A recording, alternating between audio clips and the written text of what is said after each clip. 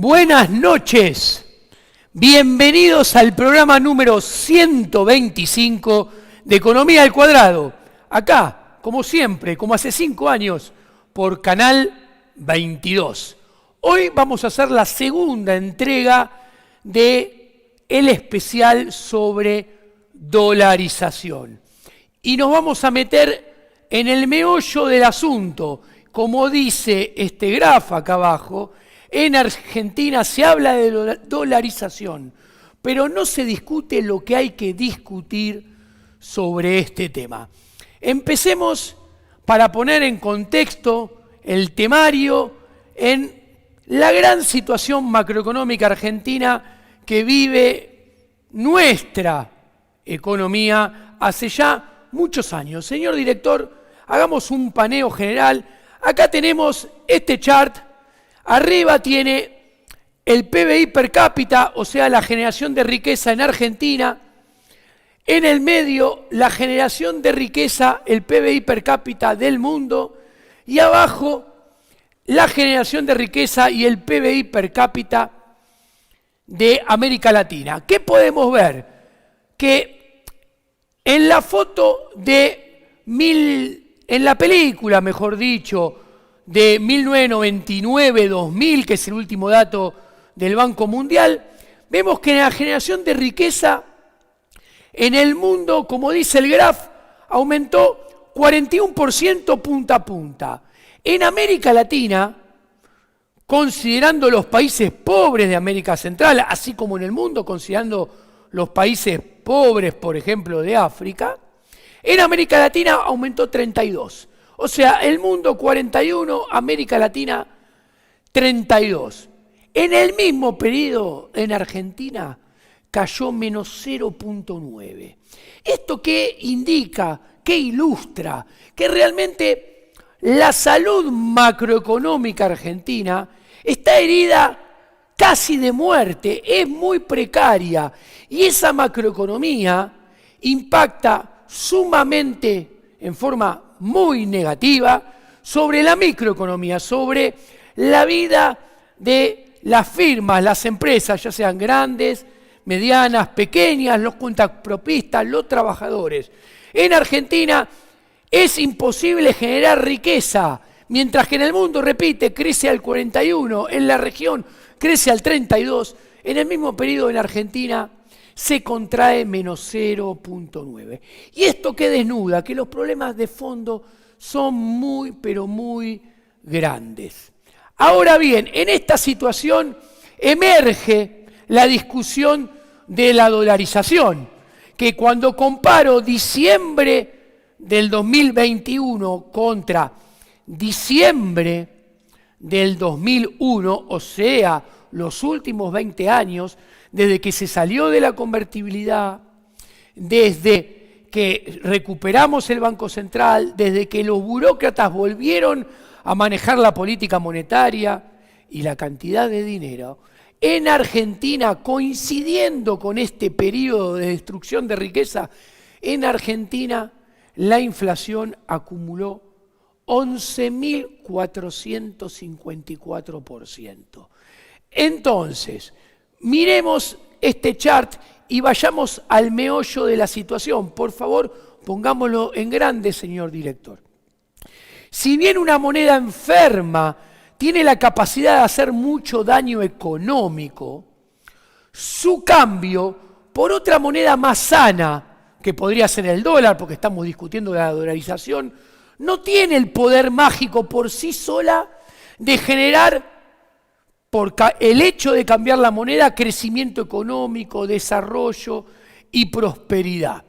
Hay que tener en cuenta que la destrucción de la moneda, la destrucción del sistema monetario, que los argentinos no ahorremos en pesos, siempre es una consecuencia de una mala política monetaria, pero el origen de los problemas no es la propia política monetaria, sino que está en otros lados. La política monetaria simplemente es la consecuencia de problemas mucho más profundos que se relacionan con las políticas públicas en general, la política fiscal en particular, así como la arquitectura institucional, el esquema de incentivos del régimen de gobierno. O sea, el origen de la enfermedad, volvamos, señor director, por favor, el origen de la enfermedad de nuestra economía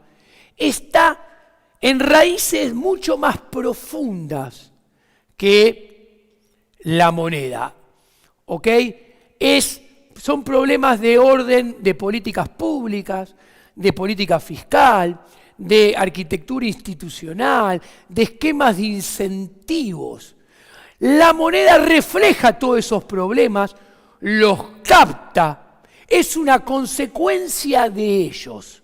Y lo que sí hace es toda esa infección, es el sistema monetario, es la moneda quien la esparce, la contagia hacia todos los rincones del sistema económico. ¿Qué quiero decir? Cambiando la moneda no se soluciona la enfermedad, no se cura la infección y el origen de ella. Pasemos al segundo chart.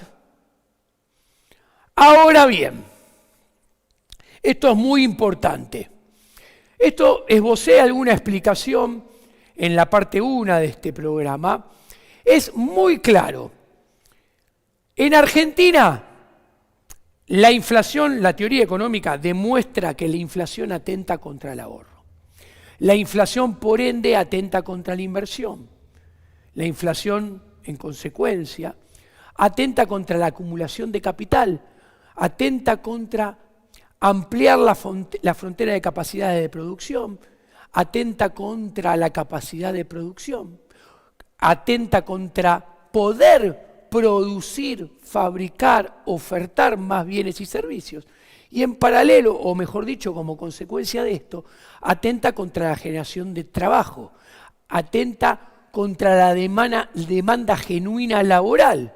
Y si atenta contra la demanda genuina de trabajo, finalmente hace que el poder adquisitivo del salario caiga. Entonces está claro que vemos cómo con potencia una moneda enferma transmite toda esta infección a la economía y lo hace a lo largo del tiempo, cada vez más.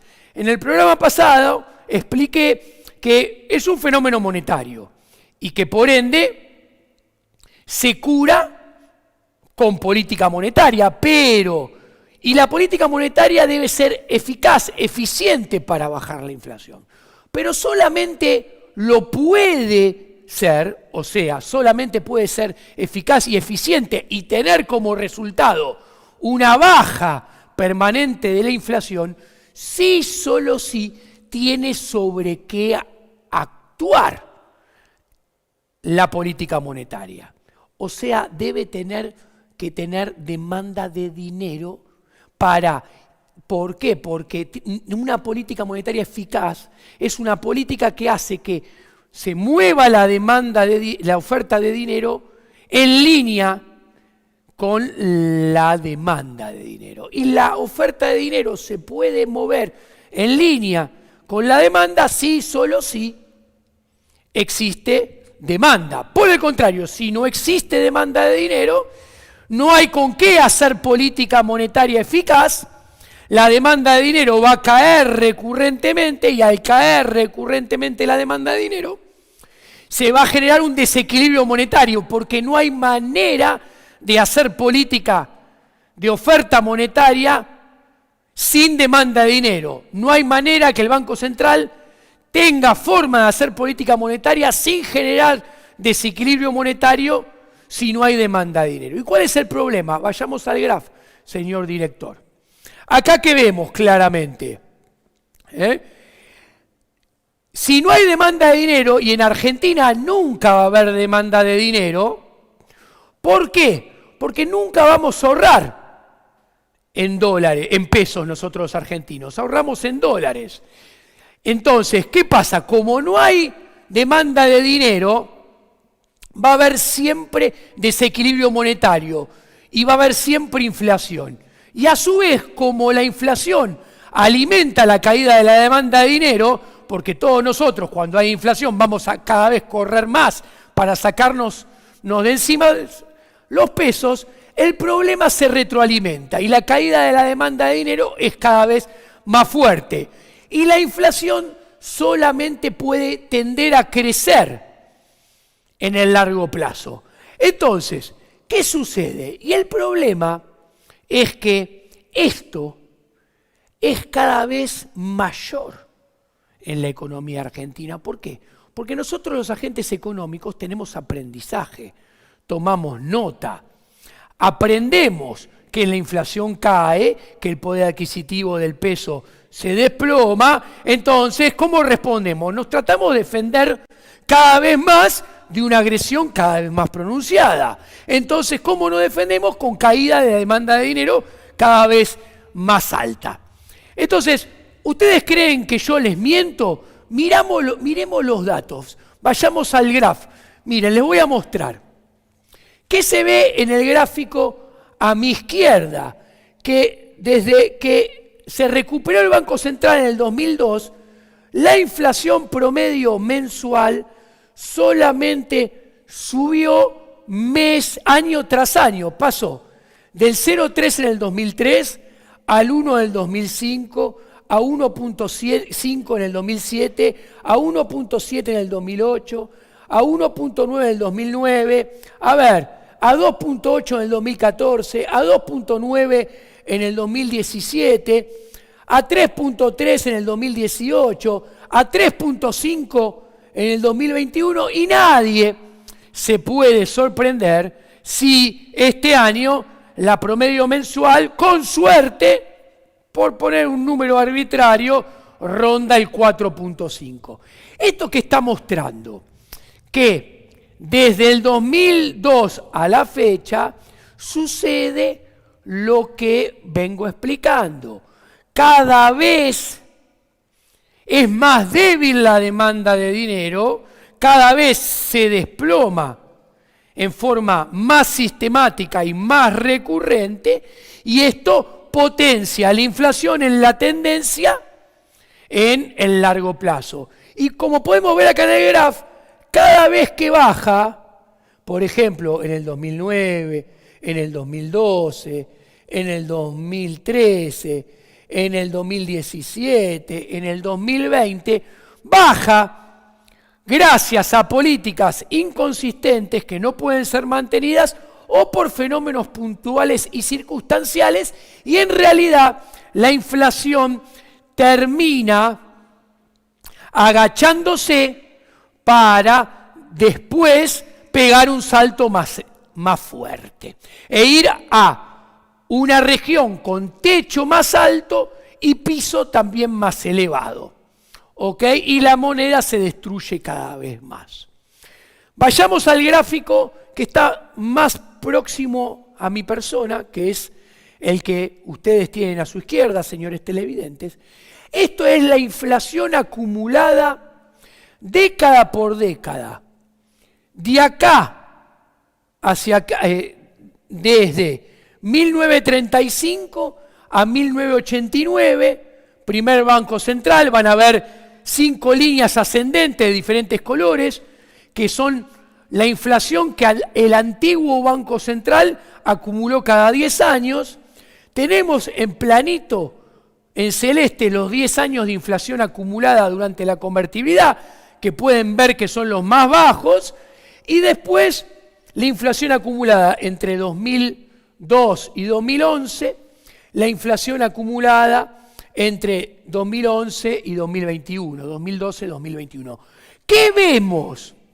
Que cuando comparamos peras con peras, manzanas con manzanas, o sea, la primera década del nuevo Banco Central contra la primera década del viejo Banco Central, cuando comparamos la segunda década del nuevo Banco Central contra la segunda década del primer Banco Central, o sea, 2000-2011 contra 1935, 1945, 2012-2021 contra 1946-1955, lo que encontramos es que el nuevo Banco Central está creando una inflación del triple del viejo Banco Central.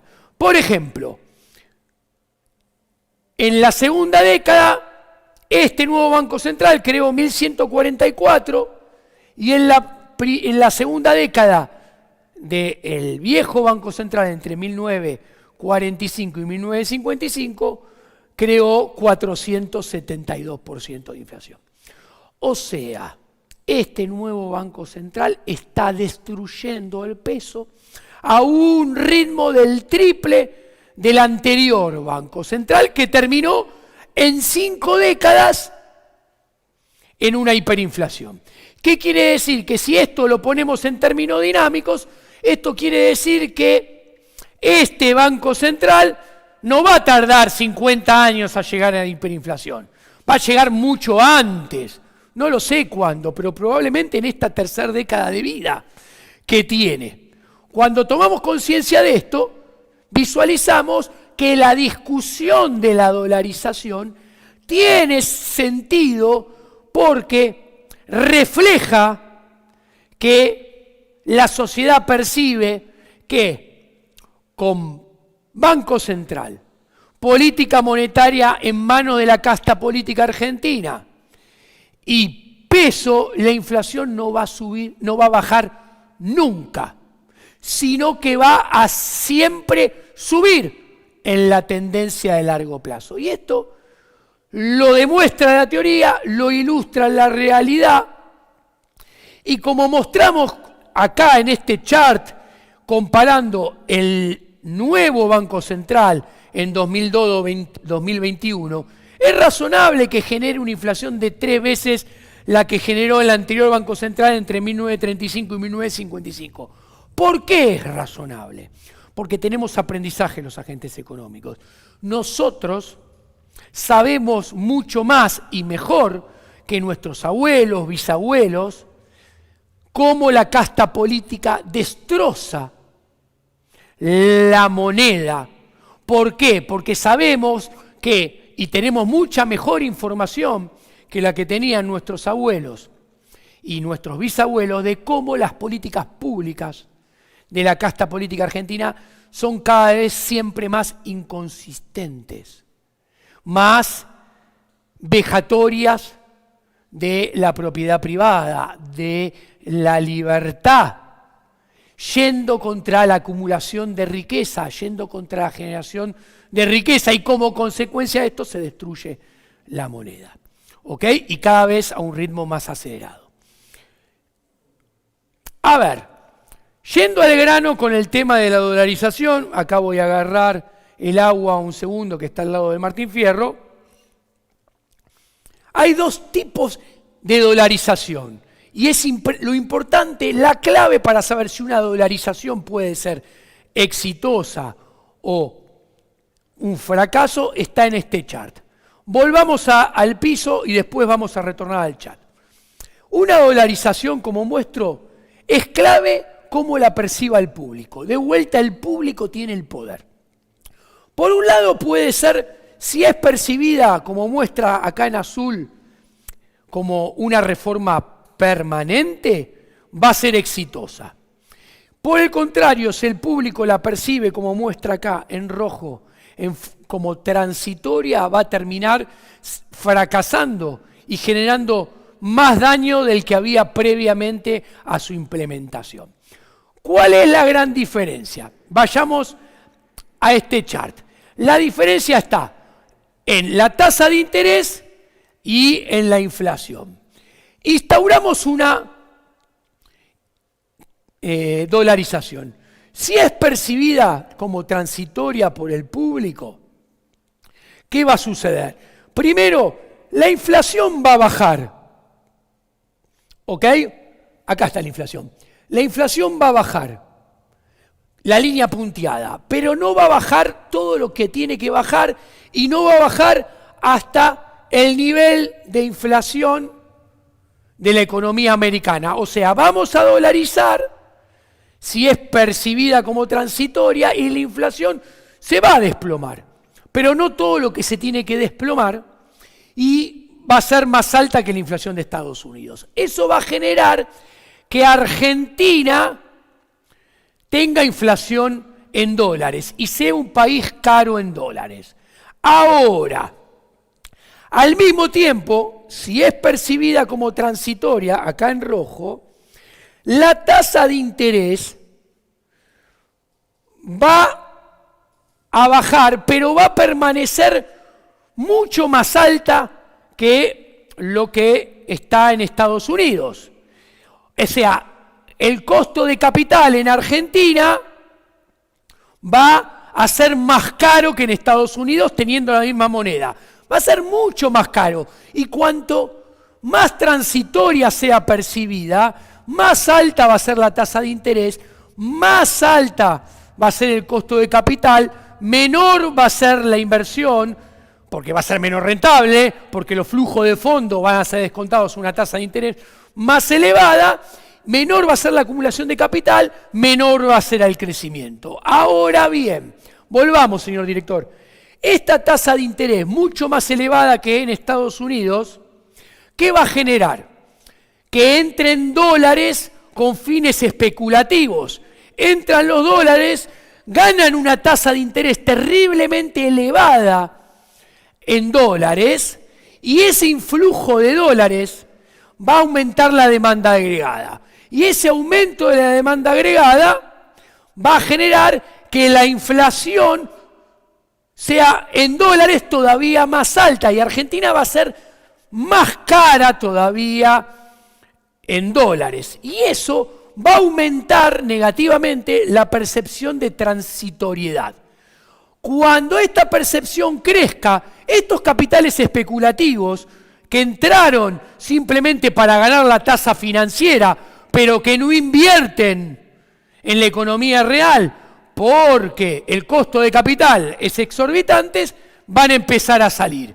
¿Y esto qué va a generar? Esto va a generar que la economía va a ajustar vía cantidades, con recesión, con desempleo, va a terminar fracasando y va a llevar la convertibilidad hacia un colapso, generando más problemas que los originales que teníamos cuando se puso la dolarización. En el otro escenario, vamos acá al piso, en azul está por si se percibe como permanente. Si se percibe como permanente, tanto la inflación enseguida va a converger a los niveles de inflación que tiene Estados Unidos, y la tasa de interés también va a converger a los niveles de Estados Unidos. ¿Ok? Y uno de los que alimentan ese diferencial de tasa, que en la permanente es cero el diferencial de tasa, es que en el permanente no hay riesgo de default. Mientras que en la transitoria es transitoria, porque entre varios problemas que tiene Argentina es que hay riesgo de default. Entonces, acá lo importante es entender qué es lo que nos lleva a un escenario en rojo o un escenario en azul. Un escenario de transitorio versus uno de permanente. Y acá vamos a pasar a este chart. ¿Dónde se juega este partido? Este partido se juega en las reformas estructurales que hay que hacer para que sea percibida como permanente. Vamos a ver cuáles son y vamos a ver qué probabilidad de hacerse tiene. Primero, habría que volver a reestructurar la deuda con el FMI y la deuda con los bonistas bajo ley Nueva York, porque estas dos deudas, que juntas son 110 mil millones de dólares, compran un default seguro, entonces aseguran un gran diferencial de tasa de interés, aseguran default, aseguran que la tasa de interés de Argentina sea mucho más alta que el de Estados Unidos y llevarán al fracaso de la dolarización y al colapso de la economía. Señores, nadie va a reestructurar 2 deudas que todavía no hay que empezarlas a pagar y que con Bonistas Nueva York se reestructuró el 2020, hace 1 año y medio. Y con el FMI hace 15 días. Así que, señores, esto no creo que se reestructure hasta el 2026. Y si esto no se reestructura, la primera reforma, una dolarización ya sería transitoria y nos llevaría al fracaso. Señor director, segunda reforma. Acá habría que hacer una reforma del Estado. Que el gasto público baje entre 15 y 18 puntos del PBI para que la carga tributaria baje entre 10 y 13 puntos del PBI y haya superávit financiero. Ustedes me van a decir, Giacomini, estás loco, no se puede bajar eso. Primer comentario, esa reforma del Estado, ese achicamiento del Estado, llevaría el tamaño del Estado al tamaño que el Estado tenía a final del 2007 cuando dejó ser Néstor Kirchner presidente. O sea, les estoy poniendo números y mostrando que no es ninguna locura, es lo que hay que hacer. Después, recordemos, señor director, miremos, en 2001 la convertibilidad, que es un paso previo a la dolarización, voló por los aires porque el gasto público era 25 y la presión tributaria 21. Hoy estos 2 numeritos son 43 y 37% del PBI. Esto se lo comento para que vean que la reforma que hay que hacer tiene esa envergadura. Ahora, cuando entendemos qué es el régimen de gobierno de la democracia universal representativa, cuando entendemos qué es su arquitectura institucional, cuando entendemos sus 3 niveles de gobierno con 25 poderes ejecutivos, 25 poderes legislativos, 25 poderes judiciales, 365 ministerios, entendemos que esto, más sus esquemas de incentivos, esta reforma del Estado, más allá de lo que le vendan las buenas intenciones, es imposible hacer en democracia universal representativa. Nadie va a hacer esto, a nadie le van a dejar hacer esto. Por lo tanto, esta discusión de la dolarización es bizantina, no tiene sentido. Si alguien la quiere implementar, va a ser percibida como transitoria y va a llevar al fracaso. Paso al siguiente chart y voy a ir cerrando. El siguiente chart muestra, miren, acá arriba a su izquierda el gasto público en porcentaje del PBI, cómo sube con la democracia universal representativa de 10 a 53 en los países desarrollados. A la derecha arriba la deuda pública. En los últimos 40 años subió de 41%, 40.9 a 111.4. Abajo a su izquierda la masa monetaria mundial subió de 50 al triple, 143.9% del PBI en el mundo. Y después abajo a la derecha tenemos, primer gráfico, déficit fiscal en Estados Unidos. En los últimos 70 años solamente tuvo 4 con equilibrio fiscal. Y tenemos los últimos 26 años de Europa. Siempre tuvo déficit fiscal. Señor director, volvamos al piso. ¿Qué quiero decir? Les estoy mostrando, ilustrando con datos lo que demuestra la praxeología.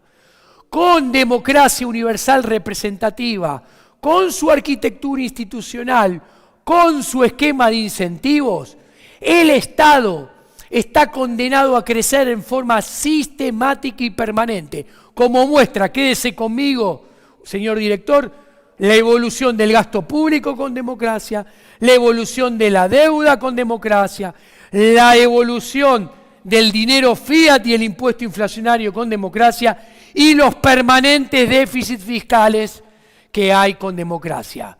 La excepción y de casualidad es equilibrio fiscal. La regla es el déficit. O sea, si los conservadores trasvestidos de liberales les quieren decir que van a bajar el gasto público 20 puntos del PBI, 18, 15, y que van a vivir con equilibrio fiscal, que le cuenten esto a Walt Disney, les están mintiendo. Finalmente, señor director, voy a la última reforma, las últimas 2 reformas que hay que hacer para dolarizar exitosamente y vamos a cerrar el programa. Vayamos a la placa. Tercer reforma. Antes de dolarizar, habría que levantar el cepo para asegurar libertad, movilidad de capitales y evitar todos los desequilibrios del cepo, que generan exceso de demanda en el mercado cambiario, que es devaluación, y exceso de oferta en todos los otros mercados. En el de bonos, que es más tasa de interés y eso es mayor costo de capital, por ende menos inversión y crecimiento. Exceso de oferta en el mercado de dinero, que es más devaluación. Exceso de oferta en el mercado real, que es menos actividad. Y exceso de oferta en el mercado de trabajo, que es caída del salario real. Ahora bien, el cepo, volvamos señor director, es el instrumento que la casta política utiliza para contener la demanda de dinero y evitar que la economía explote y cambiar la explotación, o la explosión, perdón, mejor dicho, de la economía, que los eyectaría del poder por implosión. O sea, el cepo evita que el costo lo paguen los políticos y le pasa la factura al sector privado. O sea, por eso nadie habla de levantar el cepo. Volvamos a la placa. Cuarto, hay que hacer una reforma bancaria que separe la banca transaccional de la banca de inversión. En la primera, los depósitos a la vista tienen que tener encaje del 100% para evitar corridas y el colapso del sistema. Y la banca de inversión debería estar con legislación y tribunales civiles fuera del país, no dentro del país. A ver, señor director, vuelva acá a el piso. ¿Qué incentivos tienen a hacer esta reforma? Nula. Porque esta reforma rompe la asociación inmoral en complicidad solidaria entre los burócratas del Estado y sus asociados inmorales del sector bancario, que entre ellos hacen negocios a expensas nuestras.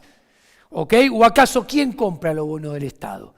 Entonces, claramente el incentivo es que para que esta reforma tampoco se haga en Argentina. Y finalmente les dejo el pie de este chart.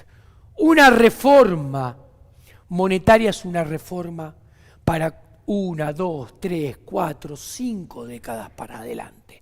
Entonces miremos este chart, pongámoslo en grande y cerremos. Miren los gráficos de abajo.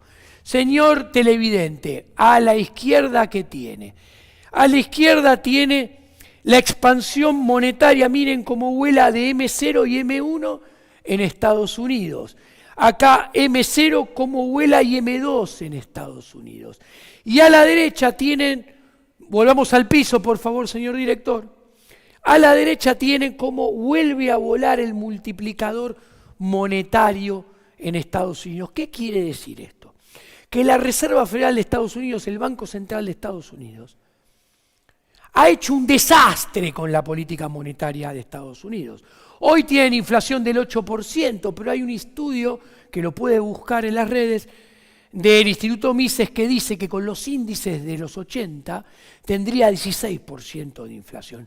O sea, han destruido en gran medida el dólar y nadie sabe cómo puede seguir a futuro el dólar. Y han hecho lo mismo todos los bancos centrales, el europeo con el euro, el australiano con el dólar australiano, el japonés con el yen, el canadiense con el dólar canadiense. Entonces, ¿qué quiero decir?